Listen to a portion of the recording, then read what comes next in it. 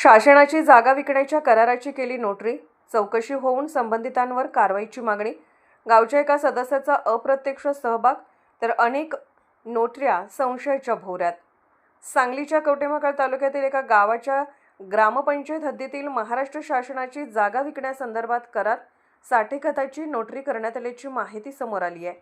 या प्रकरणाची चौकशी करून संबंधितांवर कारवाई करण्यात यावी अशी मागणी करण्यात येत आहे. याबाबत समजलेली माहिती अशी की एका गावामध्ये एका व्यक्तीने महाराष्ट्र शासनाच्या जागेवर अर्धे घर बांधले आहे. सदरची जागा एका व्यक्तीला काही लाखांची रक्कम देऊन ती जागा खुश खरेदी करून देण्याबाबतचे साठेखत नोटरी करण्यात आली आहे. तसेच यामध्ये 15 दिवसाच्या मुदतीत सदरची जागा खरेदी करून घेण्याचे आहे असा उल्लेख असून या जागेच्या ग्रामपंचायतीच्या उतार्यावर जागा विकणाऱ्याचे नाव असून त्या संबंधित व्यक्तीच्या नावाखाली महाराष्ट्र शासनाचा उल्लेख आहे. असा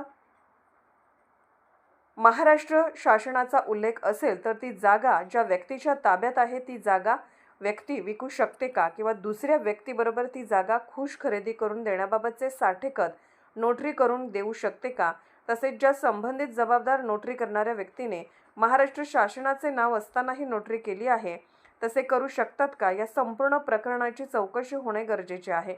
याबरोबरच अशा प्रकारच्या किंवा बोगस नोटऱ्या झाल्या आहेत का याची चौकशी करण्यात यावी. तसेच बार असोसिएशनने अशा नोटरी करणाऱ्यांवर कारवाई करावी अशी मागणी जनतेतून करण्यात येत आहे. तसेच याबाबतचे निवेदन लवकरच वरिष्ठ अधिकाऱ्यांना देण्यात येणार असल्याचे समजते.